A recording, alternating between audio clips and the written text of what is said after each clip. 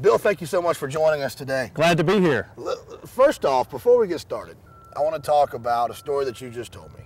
Now, with anybody given instruction, you want to know what their credentials are. Why should I listen to this person? And you were telling me that when you were in the minors, you got some instruction from a very unlikely person. I guess it's not unlikely if you think about it, but tell the story that you told me. I was real fortunate. I played with the Chicago Cubs organization from '86 to '93. And in 1988 and '89 in Instructional League, I had the opportunity to work with Greg Maddox. He taught me a lot of the intangibles of the game, as well as Jim Colburn, the minor league pitching coordinator. So they've got Maddox out there teaching the younger players. You're probably the same age as him at the time. Absolutely. Rick Sutcliffe, Greg Maddox, and there were various others that would come down and help out the young farm hands. And you guys listened to Maddox. Even at that point, you knew this guy knows what he's talking about. We knew that he was very special. He's a linebacker in about a 5'8" frame, and really a lot of fun to be around, very aggressive and extremely knowledgeable. And understands how to pitch. Absolutely. Today you're going to take us through the fundamentals of pitching out of the stretch. Absolutely. I'm going to get out of your way. I'm just going to step back and you do your thing. We're going to talk about pitching out of the stretch today. One of the most important things with pitching out of the stretch is you want to make sure you have the ball in your hand at all times. If you have the ball in your glove and the runner takes off, then it takes extra time to take the ball out of the glove and throw the runner out if he's going to second or third base. Now, when we approach the pitching rubber, we want to have the ball in the hand. To start off with the younger ball players, we want to make sure we straddle the pitching rubber. Weights on the balls of the feet, and we want to take a look over at first base and make sure our first baseman is actually looking at him so we don't hit him in the head. We also take a look at the runner, so that's done real quickly. We're going to go ahead and toe the pitching rubber. Our foot is up next to the pitching rubber, not half on and half off, because in a minute we're going to have to come set and either throw over or throw to the plate.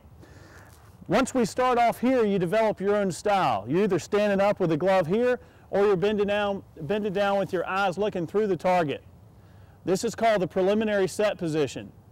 When you're here, you can actually take a peek over to first base.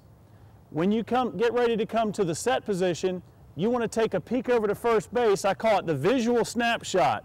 So you can go ahead and kind of visualize where you're going to throw the ball and where the first baseman's target is. I'm now in a set position. I have to come to a complete stop right here. Once I get to this point, I can either step off and throw over, driving my nose right through the target and always following with a step or two, or once I come set, I can step off and bring my hand down. I cannot fake a throw to first base. That's the only base that you cannot fake a throw to, or it'll be a balk. So again, we straddle. This is called preliminary set. We're going to develop our own style in the preset or preliminary set, and then we come set. We come to a complete stop. From this point, we can only move the head. The biggest or the #1 balk in youth league baseball is when the knee moves or when the shoulders move when we look over to first base. So we want to make sure we stay completely still. From this point, we pick up our knee, our head's in line with the back foot, we separate our hands, lower body goes to the plate, and we throw and fall through and get in a very good fielding position in case the ball comes back to us. So you can move your shoulders, you can turn, you can look all the way up until the moment that you're set.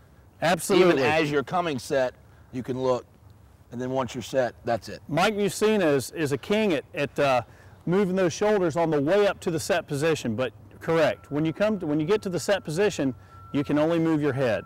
Now, as far as delivering a pitch to the plate goes, you know, you've got a kid who's never had a runner lead off. He's a good pitcher, but he's been in a windup for 4 years. And that's the only way he knows how to pitch. How do you transfer the mechanics of pitching for that kid to the stretch position? It's actually going to be a lot easier, Casey. When you come to the set position, there's very little movement with the body and it's much easier to get balance. Now, I also want to emphasize that 99% of the concentration should be on throwing strikes, throwing to the target, making sure that you're really concentrating on throwing strikes. If we worry too much about holding runners on, next thing we know, there's a runner on third and we've already walked 2 more batters. So I've seen it before. Kids worried about the runner at first, they walk the next 2 guys, and that guy's moved to third because of the throws over. Yes, and you end up having a merry-go-round situation, and the coaches don't like it. The goal being I want to keep that runner as close as possible, but in the end, I'm just trying not necessarily pick him off, but give my catcher a shot and throw strikes.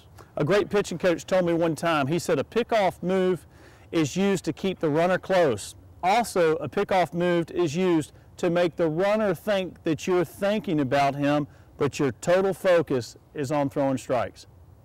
Thank you so much. Speaking of Greg Maddux, and we'll do another show, Greg Maddux, I've noticed, doesn't really pay a lot of attention to the runners on base when he's got a guy on first. He just concentrates on getting the batter out. I was watching this year, I was noticing the guy stole second, and it was like Greg never looked at him, and he really didn't care. And sure enough, the next guy popped out, and that was the end of the inning, and it was over with. So it just goes to show, pitch to the guy at the plate, concentrate on the runner, but your main focus needs to be on getting the guy out. Yes, now, sir. These kids aren't Greg Maddux, but just goes to show if the best in the world does it that way, it's not going to hurt your 12-year-old to do it that way also. We really appreciate it. Thank you so much. Thank you for having me, Casey. That's going to do it for us today. We'll see you right back here tomorrow for another great edition of Clubhouse Gas.